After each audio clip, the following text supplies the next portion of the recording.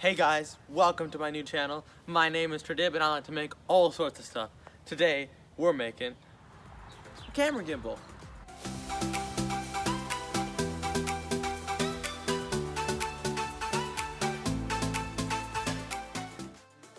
The reason why I chose to build a gimbal instead of buying one of the hundreds online was because when I looked at Amazon or B&H Photo, they really didn't have gimbals at good prices that were built up to snuff, and the ones that were actually to my liking were astronomically priced. I also looked on YouTube to see how other people made their gimbals, and I figured out they were not really good design and they were kind of cheaply made. It didn't really look very nice either. That's why I chose to build my own. So without further ado, let's grab some materials and let's go build this thing. For the materials, you will need a 4-foot section of 1-inch aluminum tubing. You will also need a 4-foot section of 1.5-inch aluminum flat bar, or if you want smaller, 1-inch flat bar. You will then need a 2-feet section of 7/8-inch hardwood dowel, various hardwoods or plywoods to make up the platforms, and some miscellaneous hardware on the screen shown. And finally, you will need 4 roller skate or ball bearings and a 1/2-foot section of 1/4-inch hardwood dowel to fit inside the bearings. What you want to do first is gather your 1.5-inch aluminum flat bar, a ruler or an L, and a combination square. You then want to mark from the end of your aluminum flat bar 3 inches, 4.5 inches, 10 inches, 11.5 inches, and 14.5 inches. You will then want to take your combination square and draw perpendicular lines at those specified markings. This will help the bends go properly and you can score at perfectly straight lines. You can then put this in your vise to bend properly, and then you have successfully completed marking your first aluminum bar. Now I'm using a bandsaw to cut off the excess aluminum, but any handsaw would do just perfectly fine. But remember, when using power tools, always have hearing protection.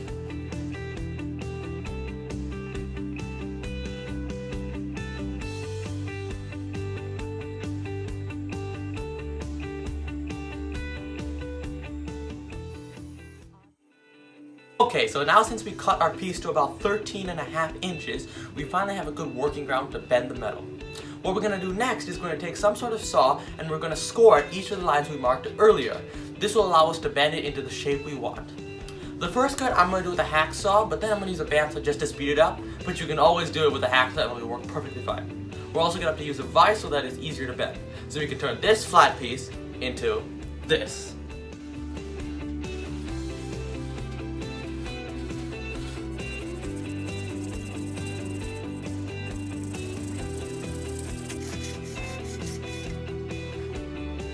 Now since you have scored your piece about 60% of the way through, you want to bend it. To use the bending guidelines I have below, they give you some accurate angles and will give you a nice final end product. What you want to do is you want to set your piece in the vise and make sure that the score mark is right above the vice's horizontal. Then you don't want to use any sort of hammer, but instead just use your hands, like use leverage, and slowly pull down. Very slowly. Don't do too much for it because this isn't aluminum, not steel. This might actually crack. It has happened many times.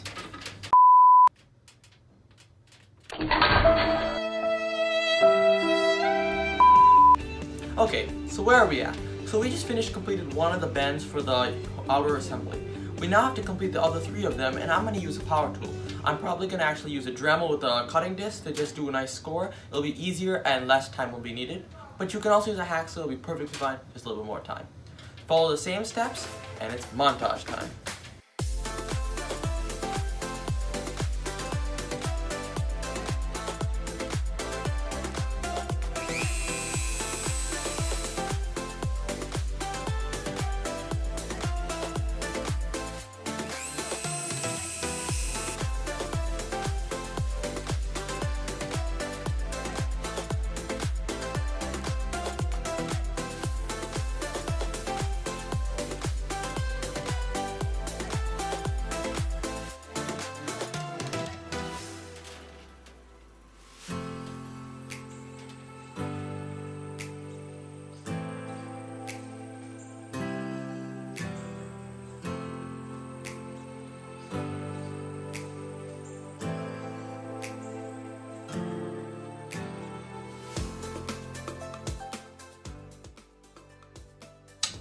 Phew, that was a lot of work, but we have successfully turned a flat piece of aluminum bar into our inner ring for our gimbal.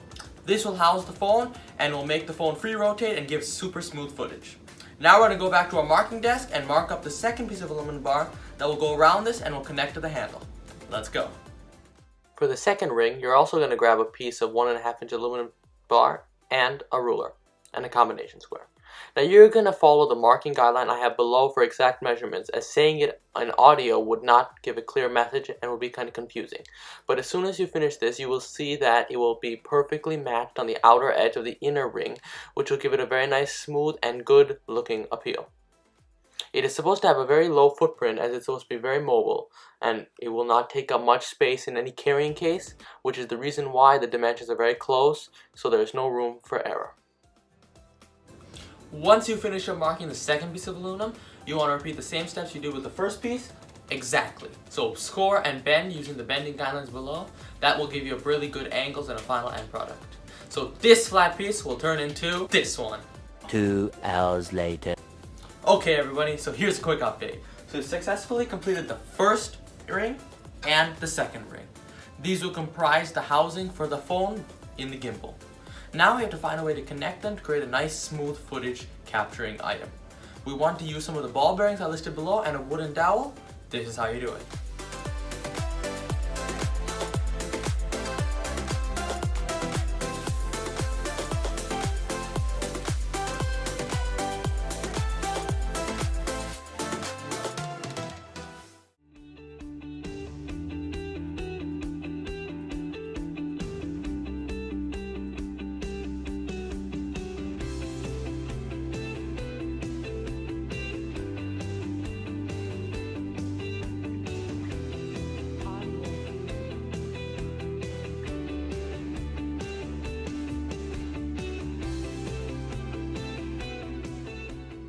So I obviously did not show all clips of me drilling the holes because that would have been kind of boring. But I drilled all 4, and to check the alignment, I put a sacrificial dowel. And as you can see, it worked out pretty well and all the measurements were pretty spot on. But if you just put a dowel here, it's going to rub against the metal and won't create very good smooth footage. So what I'm going to do next is take a dowel with the proper diameter and the 4 bearings I showed earlier and glue those onto the side of the aluminum in specific places. Then the dowel will be able to spin on the bearings, and bearings, as we know, are very smooth. So what you want to do first is you want to take your hot glue gun and have it start up and charge. I'm putting a extra strength glue stick. You don't really have to, but if you have an expensive camera or a camera you really don't want to drop, I recommend using some tougher glue sticks instead of the regular craft store ones. The first step is you want to take your bigger out of the 2 carriages and glue your bearings on the outside. So one here and one here. You then want to take your smaller of the 2 and glue a bearing one here and one here. So that's why I put a space, so that when you put them there, it's going to be like a 1/4 inch space. That's going to allow for the bearing, but it won't be squeezing it, so it'll have a nice smooth finish. I'm going to show that next.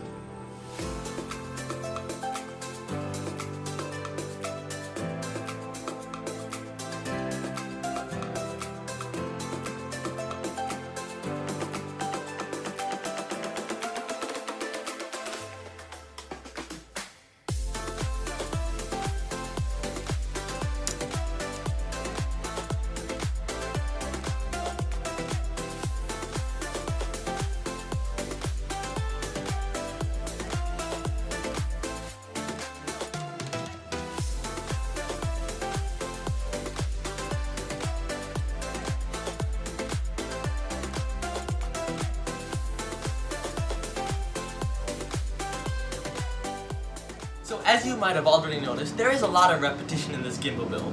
For example, like the bending the metal or the drilling the holes. I showed you one clip of me hot gluing the bearings, but I did do all 4 of them, but I didn't show up because that would have also been boring. I also want to then take your dowel and cut it into 2 1-inch pieces and then put it on each side. You would then see how it fits nicely, and you can kind of see how the gimbal action works. It's very smooth, and one thing I did out of camera that I did not show is I added a counterweight here. It's basically just 2 heavy steel rods that I just taped together, and as you can see, it still fits perfectly and does not hit anything. Now, you don't have to use steel rods, but you just need something heavy and has a decent weight to it. This will help because the whole gimbal operates on the concept of gravity. We are now going to work on the second phase of the gimbal build, which is the handle. For this, you will need your 1-inch aluminum rod, wooden dowel, and a ruler. I have an aluminum offcut, that's why you see 2 pieces. You will need to cut your aluminum rod at a 12-inch section, which will be the main handle, as well as two 6-inch pieces, which will be the secondary handles. You will also need to cut your wooden dowel into three 3-inch pieces, which will be put inside the aluminum rod and used so the bolts have something to grab onto. These are the materials for the handle.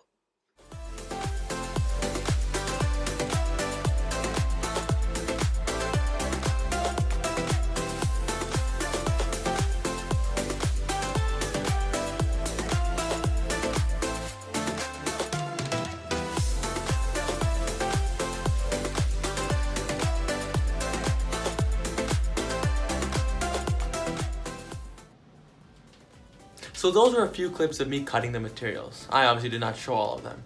And I do want to make one correction. You actually need to cut 4, not 3, but 4 of those 3-inch pieces of wooden dowel. What you're going to do is you're going to take your 12-inch piece and you're actually going to put and glue one of these 3-inch dowels on the end of it.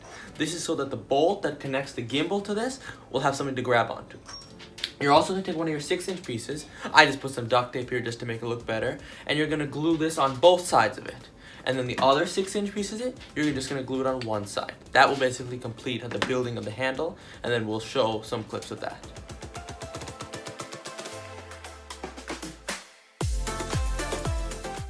I do want to make a quick note though that you do not have to use hot glue. You can also use super glue or any type of glue that has a strong bond. Hot glue is known to be messy, but even though it looks messy in the pictures, I did use a razor blade and clean up all the cut edges. So quite a bit of shop time has passed since I saw the last clip. But basically what happened is I want to make a few modifications. For the riser, I said 6 inches, but I changed it to 4 inches because I felt the 6 inches was too tall. I just made a new piece, however, obviously you can just do it in the first shot. I did use and save the 6-inch pieces and used it for a secondary handle, which is very useful when you're doing like these types of shots or pan shots or very low shots. To put all these handles together, I used a 1/2-inch ratchet, which fit perfectly with the bolts I used. We have a few more things before we can call this done. First, we need to add some sort of platen. I'm using any type of wood that's available, and this is a varnished piece of wood, so it's going to look better. And you're just going to have to put it right here. I'm going to cut it to 2 inches by 3 inches, but any size will work perfectly as long as it fits in the gimbal. One optional feature is I'm going to add this portable power bank.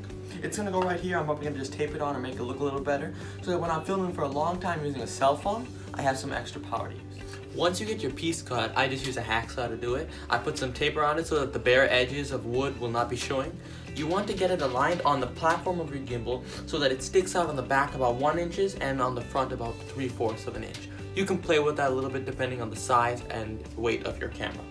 But you want to figure out how to secure this to the platform. You can glue it, but since we put some tape here, glue would not really work. So I'm going to screw it. We got to be careful here because screws do not go very well in drilling through aluminum unless you pre-drill it at a really good size.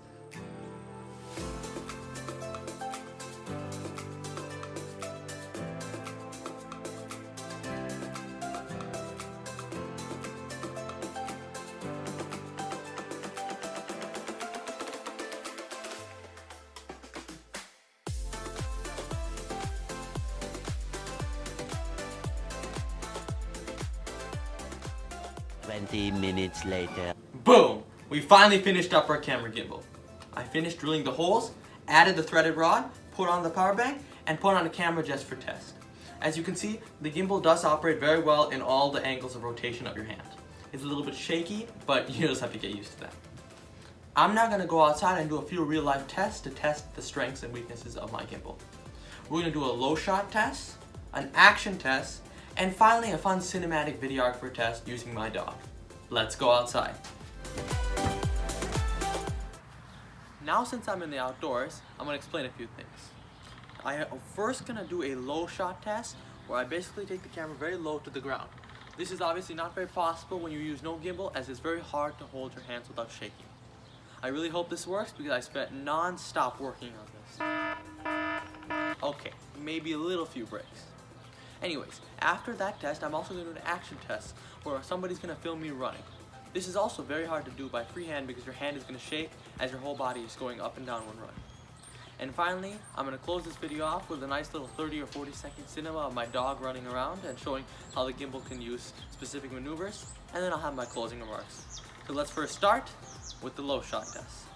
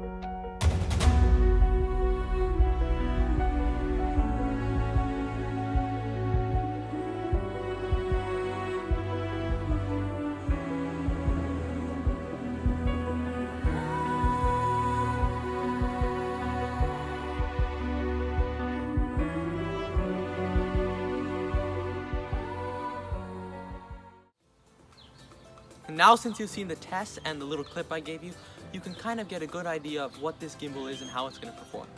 I really think it's a good idea to make this gimbal because it really helps with your camera taking techniques. It looks better so you can take it everywhere and people won't question like, what are you doing?